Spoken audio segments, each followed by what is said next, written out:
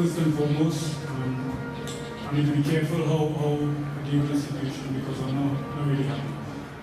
Congratulations to Costa Rica. I thought they played really well.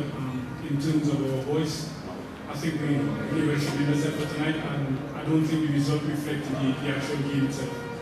I think I've got to question the penalty because I think the only people on the football pitch that did not believe it was a penalty was the officials. From that point of view, I thought we should have come out with something from the game, and I feel sorry for the boys. I really, really feel sorry for them. Hey everybody, welcome to another edition of Field of Dreams on ACTN. My name is Steve David, I'm your host. Today we're going to talk about the Costa Rica game. And I've got the same panel with me, except for my co-host, Narada Wilson. Narada is out with slight emergency. But I've got with me today my other three players who is going to help me along with this post-show. Let me take time to introduce them. Anthony Clark, welcome. Thank you for inviting me again, Steve. Larry Joseph, Larry, welcome. Thank you, always a pleasure, Steve. And Alvin Henderson. Alvin, welcome, bud.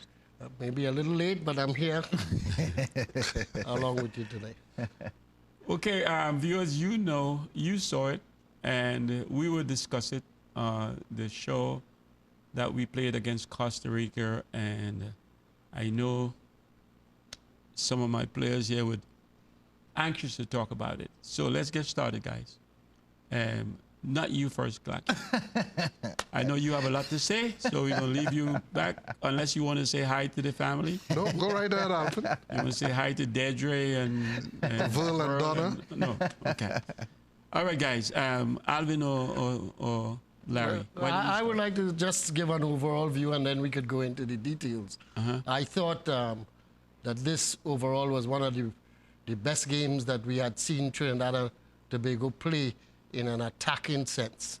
And what we were all hoping for over a year is the kind of attacking football that we know Trinidad and Tobago players can play. And the attacking football at Costa Rica, at home, a difficult place to play, we spoke about.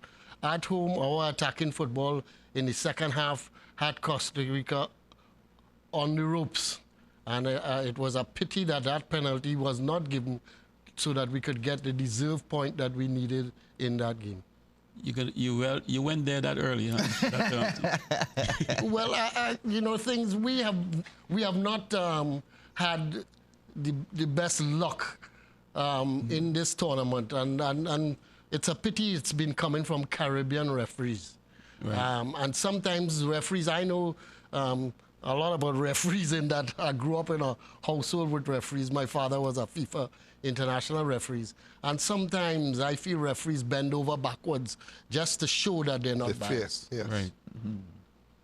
Okay, Larry. Well, I totally agree with Doc's assessment of the game.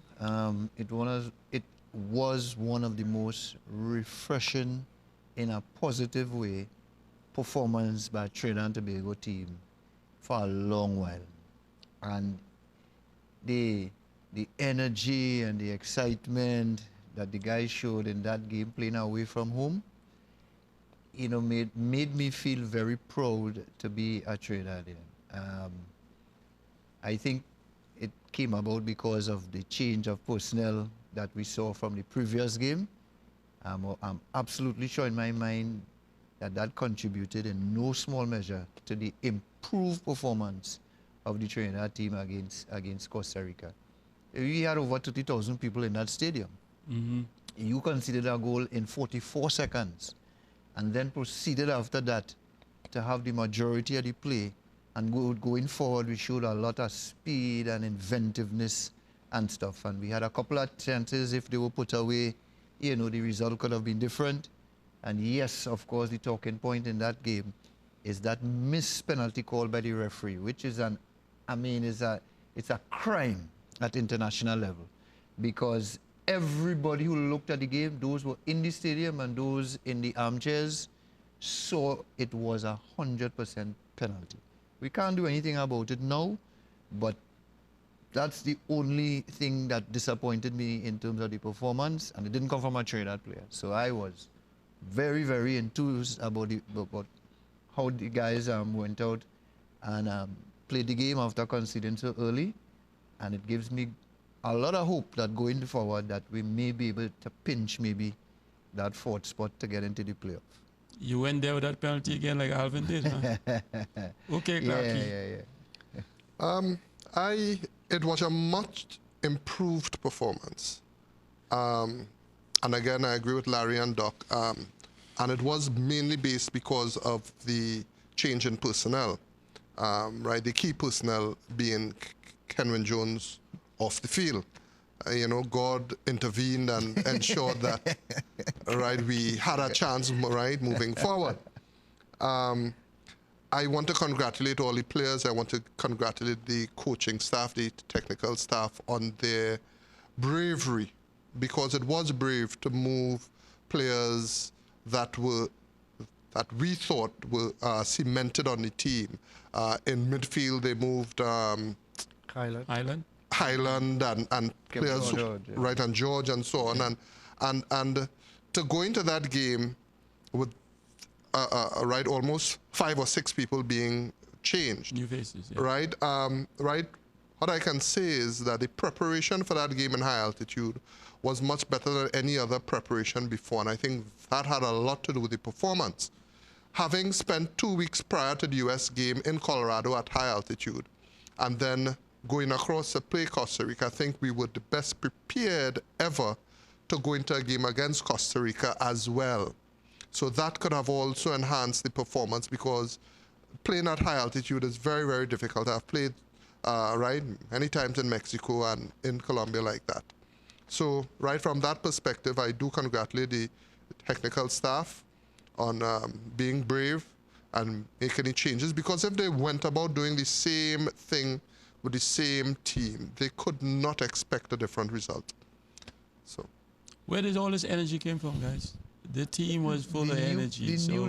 What made the fresh legs? And we spoke about this in the pre-show leading up to the Costa Rica game, that it was almost imperative that Dennis and his staff make some changes in the Costa Rica game. We probably didn't see as much as happened. Mm-hmm. So I think the fact that we had what we had, the 2 central midfielders were changed. Kevin George and Highland were not there. You had on the right side Aubrey coming in for Carlos. You had on top, you had Boatswain coming in, even though at the last minute, for Kenwin Jones. So you had 4 fresh legs. Right, left side, the right, left back was changed as well. Yeah, Aubrey came in at Aubrey, right. Aubrey. Yeah, right.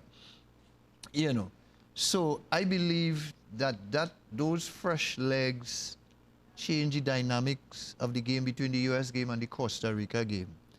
And I think it also coincided with the fact that both our 2 main players, Kevin Molino and Jovin Jones, were involved in the football part of things a lot earlier than in the U.S. game. And so that added to the overall performance in a positive way. And as we will go into it in a little more detail. But definitely, the catalyst for the improved performance was the change in personnel for whatever reasons.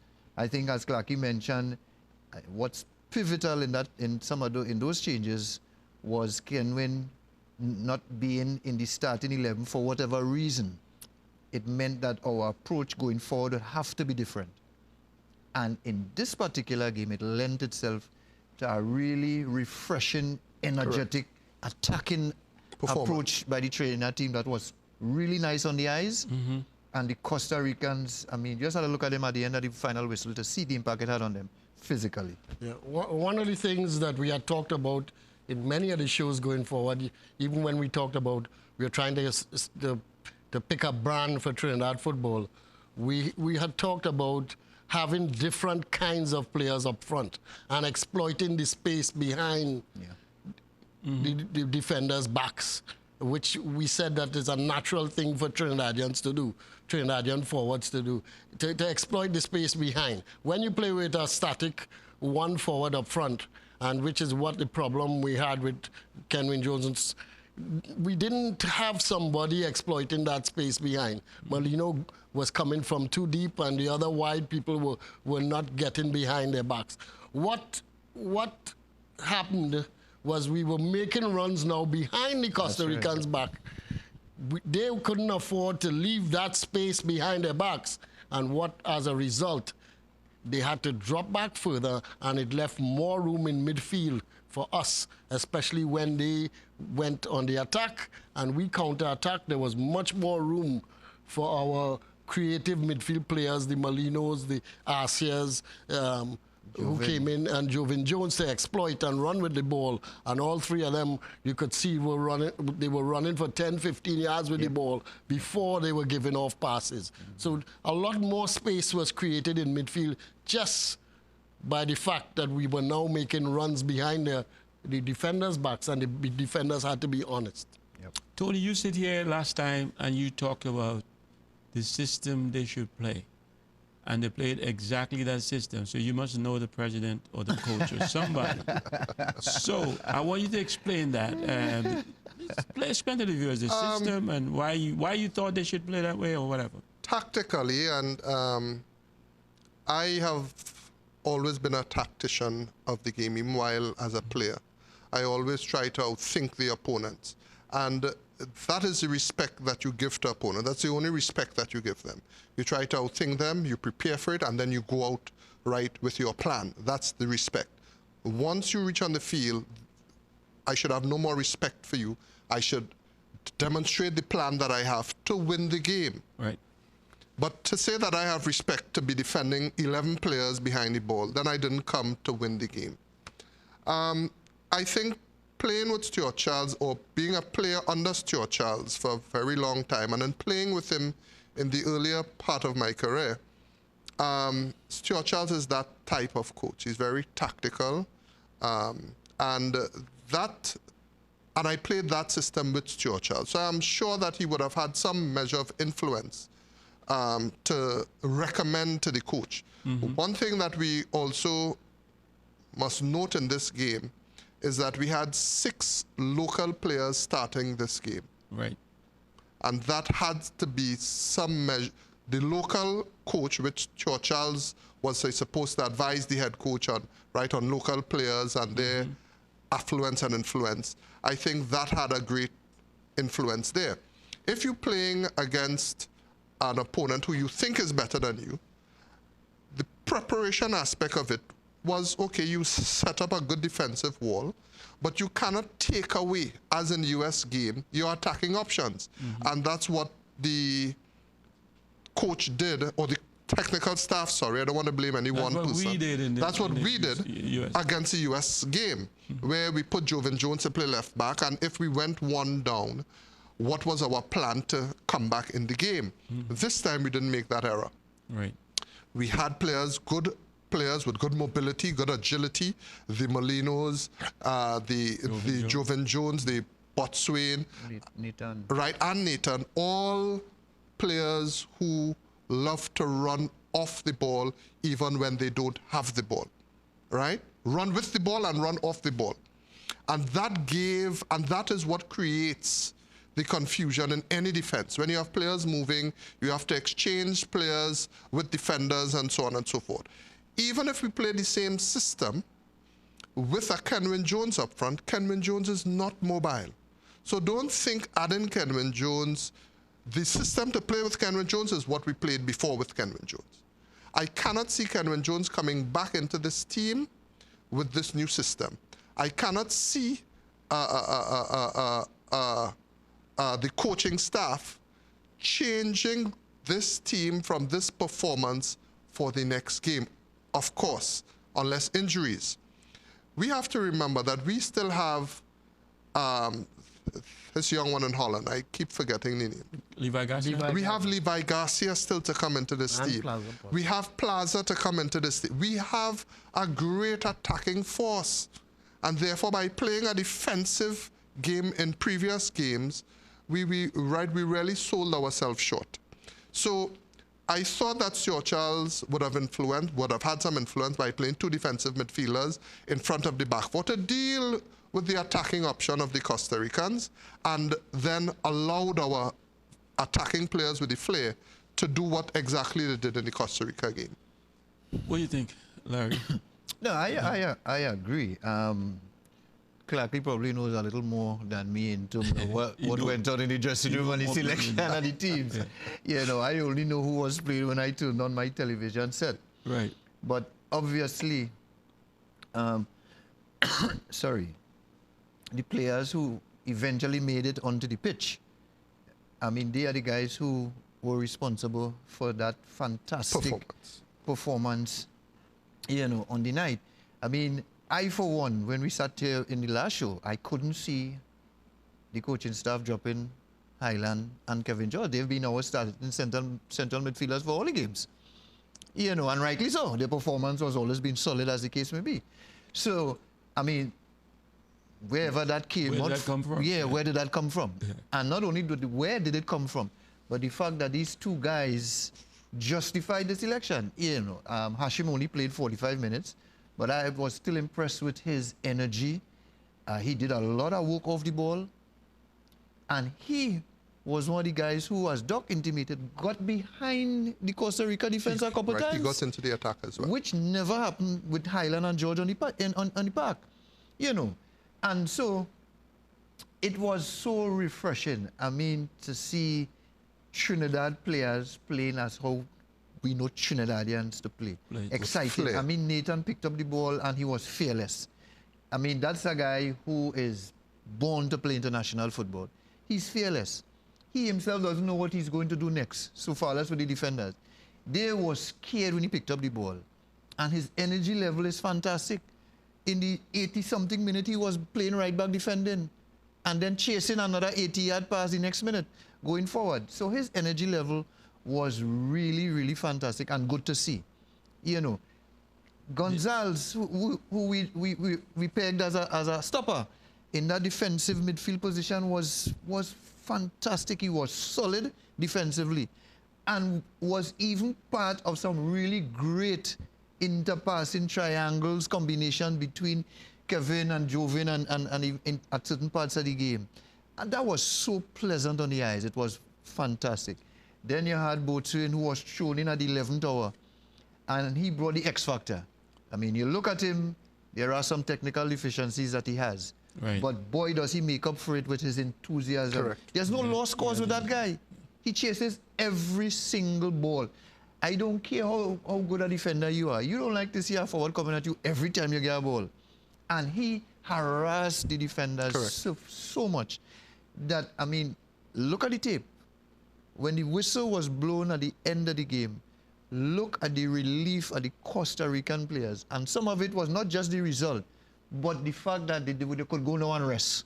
Maybe Alvin can tell us where all that changes came from. I think our friends in the locker room. No. We all know that part of the change was divine intervention. Because when I got the team, unlike Larry, I was privy to have the team about 15 minutes before they started, and I was a little surprised. One, because I know Asia to be an attacking midfielder, and I didn't see where he was going to line up, especially when we needed to be taking care of Ruiz. Right. I was a little worried in that we had so many attacking players on the field of play. And then when I saw the team and Boatswain on it, I realized that something was up. But still, the midfield worried me because, Clarky, you said two midfielders, yes, but Asia was bold enough to come from that deep line midfield position and be in attack a lot of the times. He wasn't sitting. I know, but I'll tell you why after. All right. He wasn't sitting in front of the defense as Highland and George have done in the past, and perhaps Boucard sometimes. And remember, there was Boucard on the bench, who we feel is a fairly decent player. Gonzalez, for me, was one of the players of that game because he's a player, and we had spoken about him earlier, and Angus had told us a little bit about him as a youngster playing in many positions. I had seen him actually play stopper for the youth team, but I had seen him play recently right back, and he plays a very good right back for Defence Force, as well as play defensive midfield for Defence Force. So and when we went to South America on a trip with the national team under Steve Hart, he had played as a utility player in quite a few positions. So I knew he had that ability, but I thought he was very confident from the games that he had in Trinidad and Tobago. And I see him now, for me, it's going to be hard to keep him off the pitch in future games, because he brings a lot of what I like in both a defensive midfield player and a defender. He brings a lot of quality to the field when he's on. So Gonzalez, Arcia, I didn't expect Arcia to play as long as he did. I was calling for him, but perhaps coming on in the second half. And as I said, our midfielders now, with the room that they have, they could now do their thing, be creative, and I see us now going from strength to strength and progressing well past Honduras in the next game, which will then bring us to that Panama game, which is going to be the do-or-die game for Trinidad and Tobago. Let's take a break. When we come back, you wanted to tell him why they made that forward run. You will get a chance to do that. And also, I want us to talk about whether this team is going to stay to continue, or we're going to go back to the old team that we saw. Viewers will be right back after the break.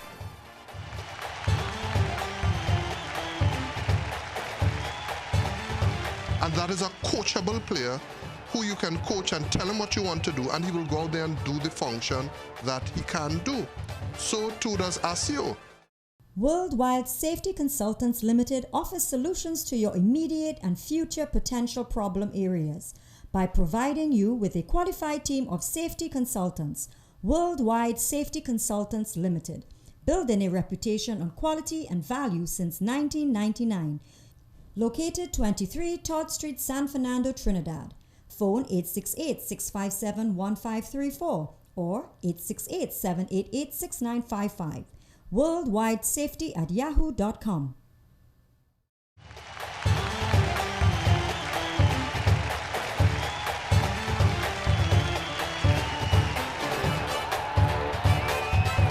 Okay, viewers, welcome back.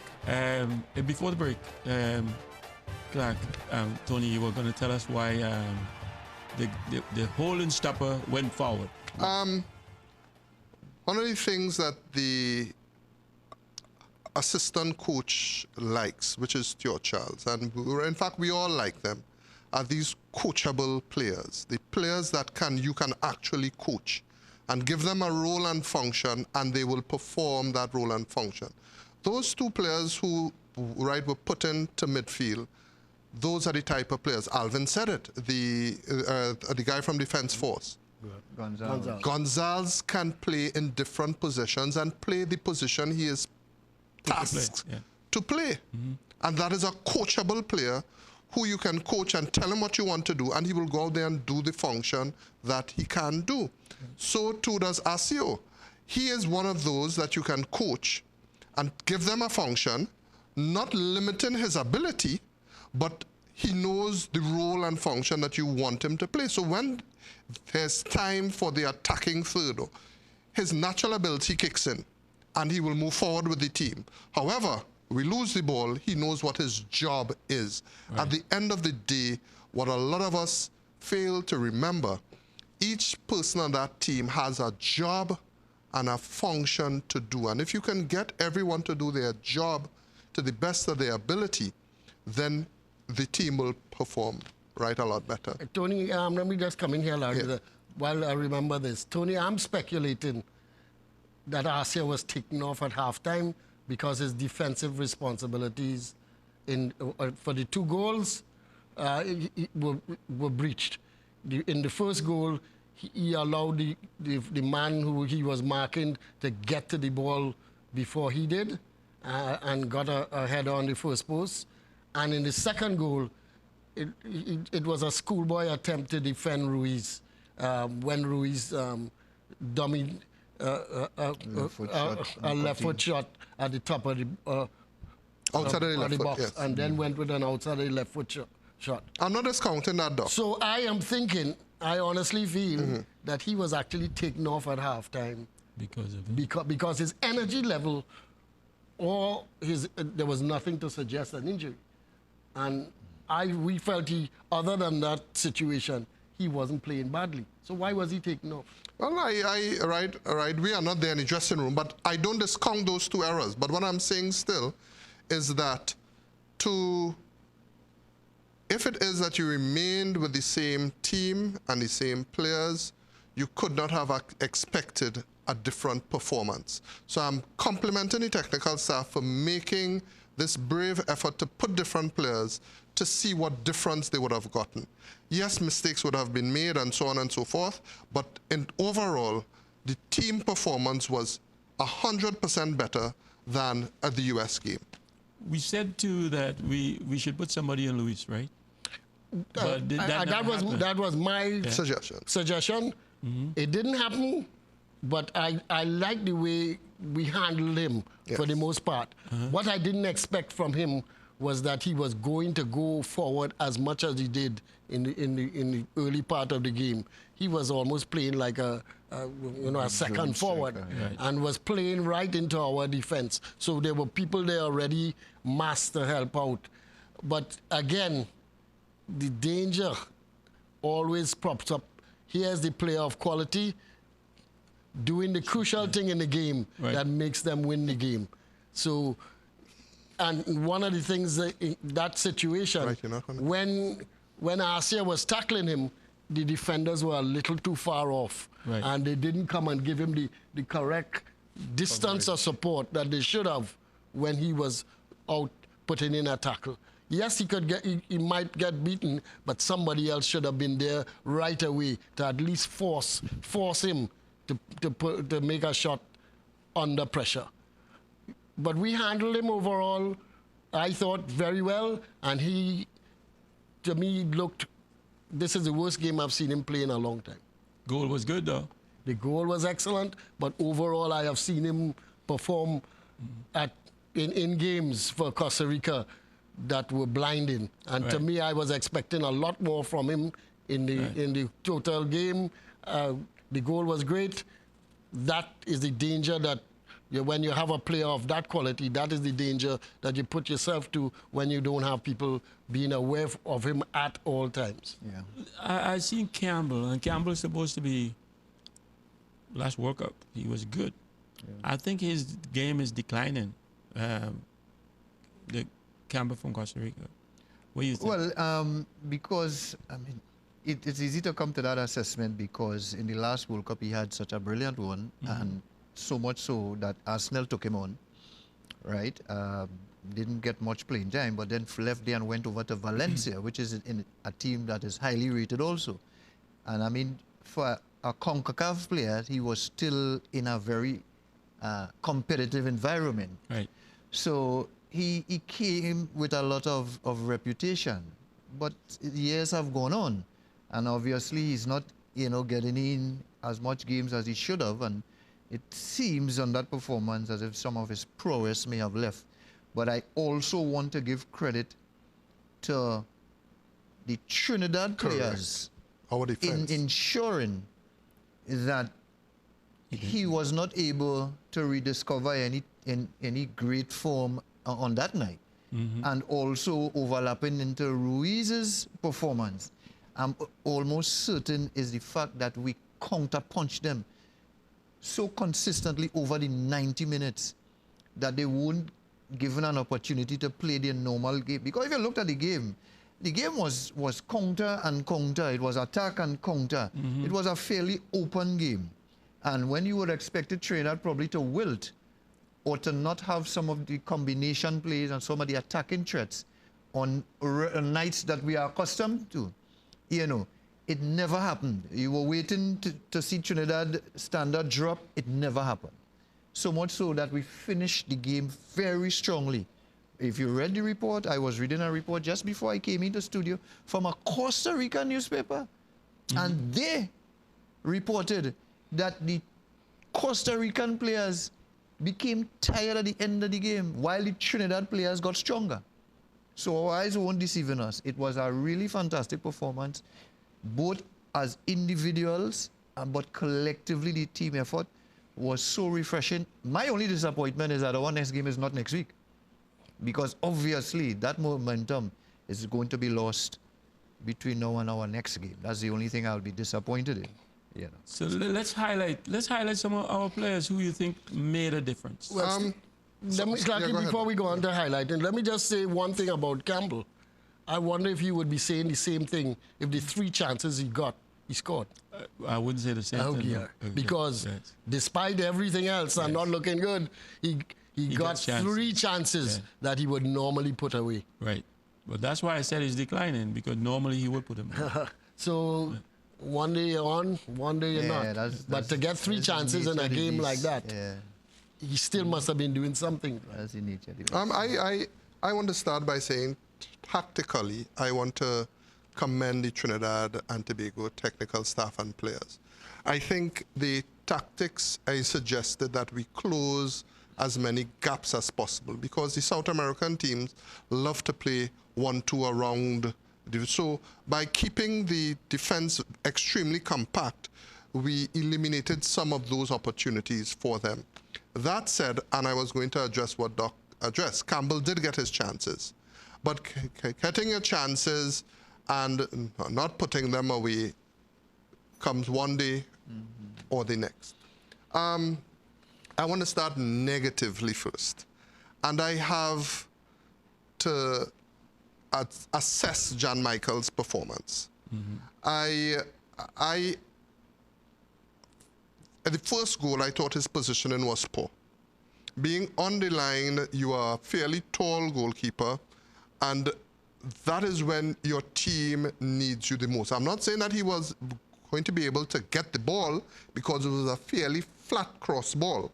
But however, his positional play could have been a lot better, where he would have been at a better angle to maybe have a chance to stop the ball. He would have been a little more advanced, close the angle some more, and be able to stop the ball. I also have to assess his positional play on the second goal. He was a little too much first post, and that is why Ruiz could have hit it with the outside of his left foot and found the far post. And Jan Michael, even though he made a dive, he was still very far away from the ball. So you realize a tall goalkeeper diving from a position and still couldn't reach it. That means you were way over to one side too much and did not have the opportunity. Wasn't Luis like more down the middle? No, he was coming off the left. He came, but he Off was the still left more side. left than Yeah. center. Okay. Right? He was still more left And than he center bent, yeah. and bent it on the outside. So the last post, right, he gave a little too much room on his last post. Yeah. Right? Not only that, I want to commend the entire front 5. I will call it a back 6 and a front 4.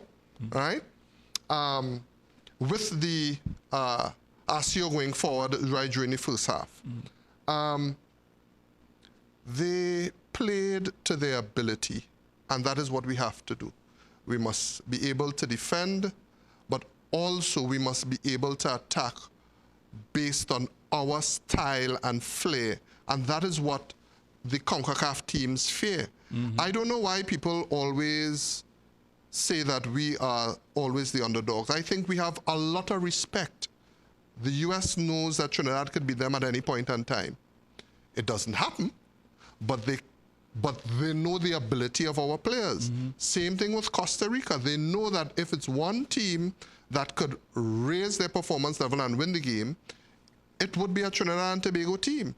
Because our performances over the years have not borne fruit, does not mean that they have lost respect for the ability of the Trinidad and Tobago team and the attackers and the flair that they can bring forward. So I would let the others comment. Guys, I want us to compliment or highlight players, give them their props that we think that made a difference, and who are... For one, who we Joven. like to So see. right, Joven did a excellent job. He was there, he passed the ball well, he raised his head, he used his skill, and he got down the flank. he was the creator of the first goal. And I think, right, Molino, of course, you must, right, Boatswain, you must commend the front four, front five of how we handled the attack. But overall, the entire team played well. All right. So Clarky wasn't giving no compliments. He giving regrets to our goalkeeper. Right. Clarky belongs to the Goalkeepers Association, Yeah, so I will leave beating up that the alone. You know, I looked at the goal a few times, and I don't think Jan could be faulted for his starting position or the goal. It was a perfectly delivered ball, just over the head of the first defender and in front of the second defender, who may be criticized for allowing the defender to get in that position. But in terms of the goalkeeper, I wouldn't ascertain too much blame for him. His starting position was poor, but I just need to address that. One, and you have to understand that the attacker had to jump to get the ball. Once you have to jump to get the ball, and the defender had to jump, and it went even over the tall defender's head, he also had to jump. So although it came flat, if you were a little more advanced in your 6-yard box, you have the ability to use your hands. Once they have to jump, it means that your hands could reach further than their heads could ever reach. All right, let me give you a little thing. As an attacker, Yes. we come late Correct. on blind side, so defenders looking at the ball, and the ball is coming from that side, and defenders looking, they're not seeing us when we come in. Correct. So we have the opportunity, the advantage. Who's seeing you? Huh? Who's seeing you? The only person that sees you could be the goalkeeper because he is facing you. No. On the goal? Your attacker, you're coming from the blind side and you're running towards the goal. Oh, yeah, And the goalkeeper is there and he could see you. So therefore, his starting position, seeing what is there, he could assess the situation, and his starting position has to be based on what he is seeing. Okay, but remember he pinched the ball, he went in front, like to you. He went in front of the defender. So it's like Larry is saying, I mean, it's too late for the defender. It's too late based on where you started on your line. This one, I think, unlike Clarky, I felt that the defender was at fault in that for the goal, because first of all, we had a similar goal that scored against us in Mexico, against Mexico, where we lost. Very similar, first post. Correct. Post, yeah. And one of the things I always try to tell defenders is your marking position is a little bit different when you are inside or near the 6-yard box. You no longer have to see thoroughly all of the man and all of the ball. You have to cheat a little bit and make sure that you are getting there in front of the man, so that anything in front of him at pace, you get there first. Anything that's over your head is going to be dealt with by the goalkeeper or somebody else. But you must make sure that he doesn't beat you to that space. If a forward beats you to that space, a flick head, you're dead. But you must beat him to that space. That space where that ball potentially might be, you must beat him to that space. All right, so I am the forward, and you the defender. And you watching me, but you will watch the ball as well. No. I'm watching the ball, but I am watching the space where you are potentially going to attack the ball and beat me to it. And I must make sure I beat you to that space. Okay, but you have to wait for me to go before you go. Not necessarily. Unless you're going after the ball. If you're attacking the ball, I agree. The defender go and he attacks the ball.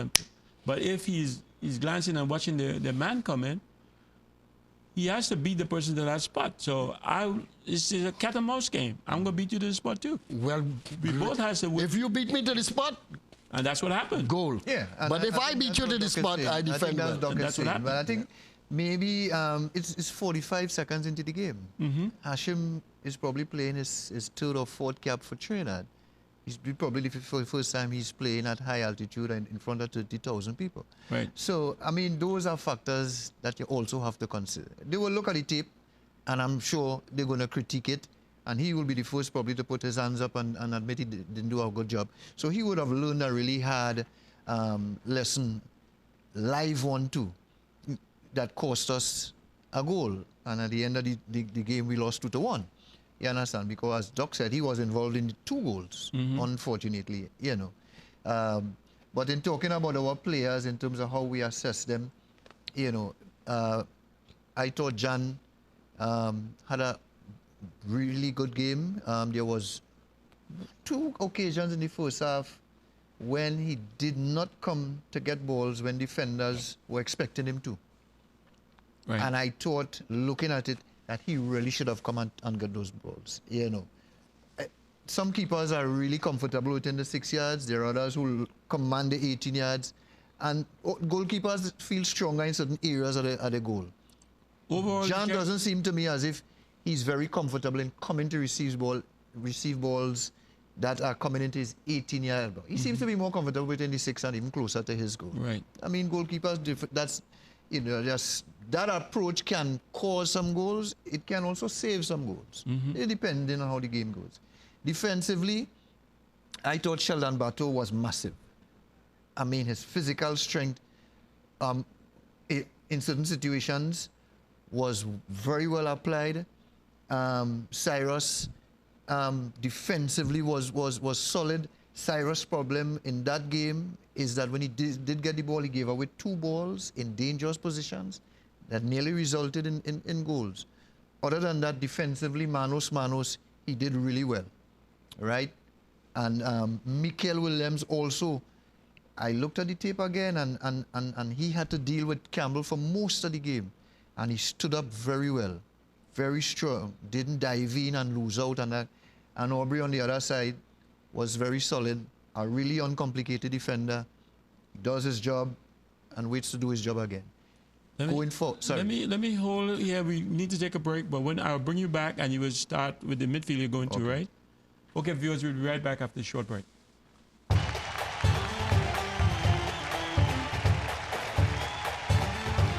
he brought that Trinidad type of football to the game. When he got the ball, he didn't think twice about attacking his defender and going past him a couple of times.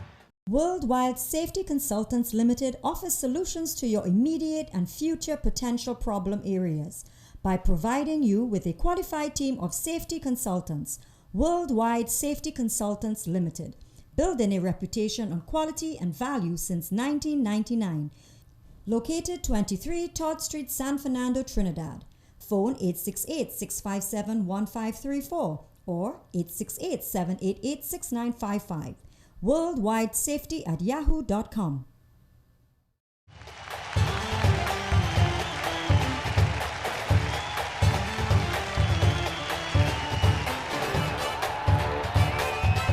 Okay, welcome back, viewers. Hey, Larry, before the break, I stopped you there. You were going to the midfield now. Yeah, and I was just saying in terms of the midfielders, I thought all 4 of them, well, 5 if you include Nathan, had fantastic games doing their respective roles and in their respective responsibilities. I continue to be impressed by Nathan Lewis's improvement in every game.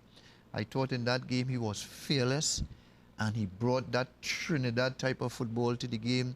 When he got the ball, he didn't think twice about attacking his defender and going past him a couple of times, and that was so good to see. Right? It made Kevin Molino's role a little easier in that they didn't have to concentrate too much on Kevin because this guy is giving us hell. And Jovin was in the game from the first minute. And that is, we needed to have our 2 main players involved during the course of the game, and both Kevin and Jovin did that. Right? Hashim, I thought, did a real good job in going forward behind the defenders for the time that he was on the park. That created and opened up a lot of space. As a matter of fact, he had a chance at goal in one of those advanced runs, and it was from a brilliant save from Navas that prevented that. He also had a shot on goal when a miss hit that freed up Boswain and put him on a one-on-one situation, and he was a little surprised. He reacted quickly, probably made the wrong decision in not trying to score with a first touch and thought maybe to dribble, all right? But it still took 2 brilliant saves from Navas to prevent a goal in that situation. 2 or 3 at that time. You know, but the 5 people, the 2 sitting midfielders, Jovin, Kevin, Boatswain. And Boatswain and Nathan. I mean, they went forward at pace and always had the Costa Rican defense backing off and unsettled and unbalanced because they came at them with pace and with skill. It was very refreshing to see, and I thought that brought an overall performance that merited a better result. I mean, we could point to the penalty. We didn't get it, but I thought that performance from those guys going forward warranted at least some reward, maybe in another goal that would have seen us come away with at least a point. Yeah, one area I'd like to be a little critical of our technical staff. Overall, I complimented the technical staff on getting this group on the field and playing the best game, as I said, the best game that I have ever seen even on film or personally against Costa Rica. Right. But one of the things that I didn't quite understand, and not being there in the camp, you can't quite understand why the first change was Highland coming on, which I have no problem with. But when we were running at Costa Rica late in the game, and we were full of energy and whatnot, and we went to the bench, we brought on Carlos Edwards For Joven Jones. to play, for Joven Jones, to play in midfield, having had Carlos Edwards play in the previous game Right. A wing back. at a right wing back and using a lot of energy in a high altitude. I felt that Carlos Edwards was not the right player to bring on Agreed. At that time. at that time. Doc, before you go further, let me ask another question. Do you think that Joven should have been taken off? Well, remember in the previous game, Joven was taken off, and I had said that I would have used him differently Correct, and put him give him forward. less work to do. But we don't know his energy levels. There are scientific ways now that this technical staff have seen of how the player is and how tired he is, and whether he's capable of adding another 15 minutes of quality football. So who you think should have come on? I would have brought on my starter, my second forward there. I want to win this game. Right. Right. I'm bringing on my forward. I'm bringing on a second forward. This is where Put some energy. I give more energy. Winchester a chance. So Winchester and Boatswain. Winchester, I felt sorry for the guy. You like Shadow? I like people who look to be in and around the box scoring goals. Right. I think one of the things, you said it, one of the things this team lacks He's a goal scorer. is a goal scorer. It's somebody a garbage goal scorer. And I think he's the closest on the team to that. Somebody who picks up the little bits and pieces in and around the box, quick thinking in and around the edge of the box. He's there when the ball comes across the box. He is one of those players. Sometimes he doesn't look like the full quality in the build-up and whatnot. Yeah. But as I said, I have seen many goal scorers in the past. Gerd Muller being the classic Rush. goal scorer. They don't look the part. They don't look the part, but they stick the ball in the back of the net. Yeah, that's right. And so that is why I would have liked to see Sharon Manchester. Come on, Carlos. What Carlos could have given me at that point in left midfield? Nothing. Right. I don't know what he was looking for. Maybe he was looking for Carlos to be chipping the ball over the heads of the defenders for Boatswain to run onto. I don't know, but there was Boucard still on the bench, who is a good passer of the ball. So I'm not sure what the thinking was on the bench and in the dressing room at halftime or tactically before, and not until we get a talk with the technical staff will we fully realize why that decision was made. It could be a lapse in their concentration. They were just probably wanted to get somebody on. And No. You look At like- international level, that is not. Yeah, and I'm barring any sort of physical discomfort on the part of Joven Jones, because I'm saying it's not like we're going to have another game in the next 4 days. So to me, he would have to have died on the pitch. That's Right. what have been my, because he was one of my better outlets. Right. So regardless of what the scientists and them told me, he would have had to die out there. It's just about 15 minutes ago. Let me address something that you guys addressed. And I'm going back to my goalkeeper. how you all were outside players.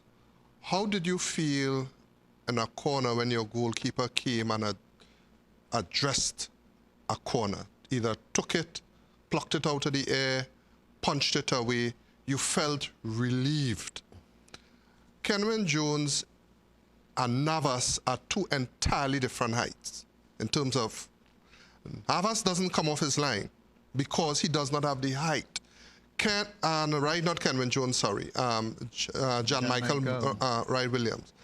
John Michael Williams has the height, Larry, and if it is that you're telling me you have that type of height goalkeeper and your comfort level is on your line, then you are not offering the best that you can offer to your team, especially in situations where your height would be an asset.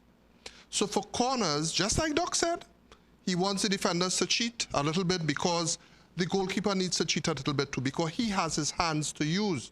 And more than likely, that ball is going to be coming in the air where players has to jump.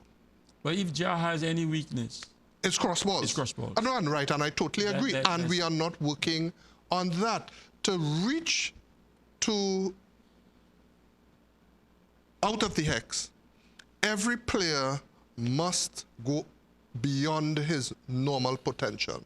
And if that is John Michael Williams, we saw everybody else raise their level of game. So why are we not allowing John Michael to right to do it? Yes, he saves well. I am not saying that John Michael is not a good goalkeeper. I am trying to push him to the next level. Right. So when that first goal as a goalkeeper, for me, that is when I, as a tall, strong goalkeeper, must relieve some pressure off of my team. I must come off my line, get that ball in the air, and get it away so that I can relieve some pressure from my team. How tall is John Michael? John Michael is about 6'1". 6'1", 6'2". Yeah. I thought he was like 5'8", 5'9". No. Yeah, about 6'1", 6'2". Yeah, Okay. right. So from that perspective, he has to find the ability. We have to continue improving in that aspect from a goalkeeper. John Michael Wright was one of my understudies at W Connection. Okay. I remember when John Michael wanted to go to the Army, and I was the one who told him, no, stay with W Connection. You have a great future as a goalkeeper.